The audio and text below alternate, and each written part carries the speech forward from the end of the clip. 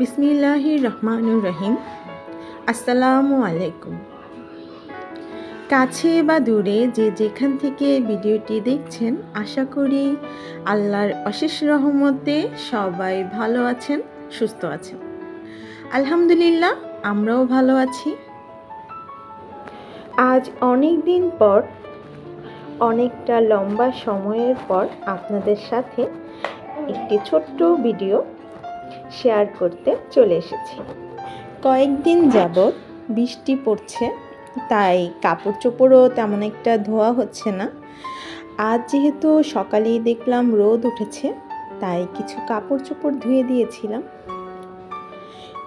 এই তো সেইগুলো আবার আমি একটু নেড়ে দিচ্ছিলাম।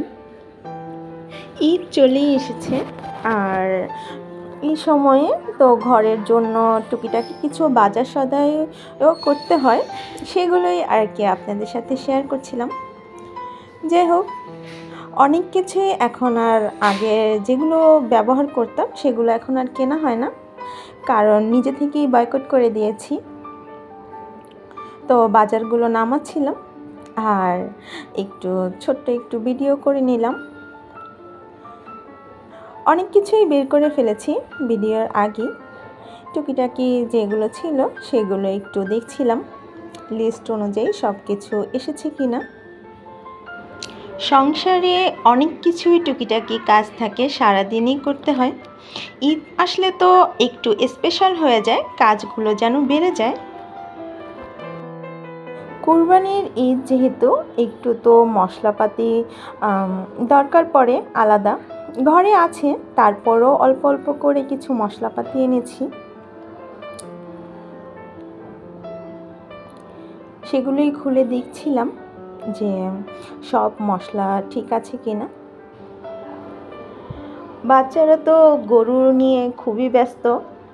আমার বাসার নিচেই যেহেতু হাট এত দূর চলে এসেছে, তাই আর গরু দেখতে বাহিরে যেতে হয় না, বারান্দা থেকেই আমার ছেলে মেয়ে দেখতে পারে। ছেলে তো বাহিরে যায়, মেয়ে ঘর থেকেই বসে বসে গরু দেখতে পারে। বাজার গুছিয়ে এর পাশাপাশি আমি আবার রান্নাও করে নিয়েছিলাম দুপুরের জন্য। আজ খুব সিম্পল রান্না করেছি, মুরগির গোশ, ডাল, ভাত, একদম সাদামাটা। তারপর মেয়েকে নিয়ে আবার একটু গরুর হাট দেখতে এসেছি। বাহিরে যেহেতু যাওয়া পড়ে না, একদম আমাদের বাসার সামনে অনেকটা জায়গা নিয়ে গরুর হাট বসেছে। যেহেতু কতদিন ধরে বৃষ্টি হচ্ছে, আর বৃষ্টির কারণে সব কিছু কেমন যেন কাদা কাদা হয়ে গেছে রাস্তাঘাট।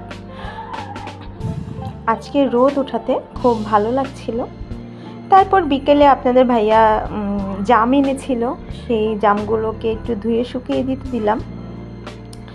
আর হচ্ছে যে একটু চা বানিয়েছিলাম, প্রচণ্ড মাথা ব্যথা করছিল। সন্ধ্যা হয়ে গেছে, তো বাচ্চাদের টিচার চলে এসেছে, ওরা পড়তে বসেছে, আর আমি একটু হালকা নাস্তা ম্যাডামকে দিয়ে তারপর নিজের রুমে চলে যাই, কারণ ওরা যেহেতু পড়ছে আমাকে দেখলে আবার গল্প করতে থাকে। মিসকে বলছিল যে আমাদের এখনও ছুটি দিচ্ছেন না কেন, আমাদের ছুটি দিয়ে দেন, ঈদ চলে এসেছে। যাই হোক, আজকের ভিডিওটি যদি আপনাদের ভালো লাগে তাহলে ভিডিওটিতে প্লিজ লাইক করতে ভুলবেন না। আপনি যদি কাজটা অলরেডি করে থাকেন তাহলে আপনাকে অসংখ্য ধন্যবাদ। আবার দেখা হবে নতুন কোনো ব্লগে, নতুন কোনো ভিডিওতে। সেই পর্যন্ত সবাই ভালো থাকুন, সুস্থ থাকুন। আমার এবং আমার পরিবারের জন্য দোয়া করবেন। আল্লাহ হাফেজ।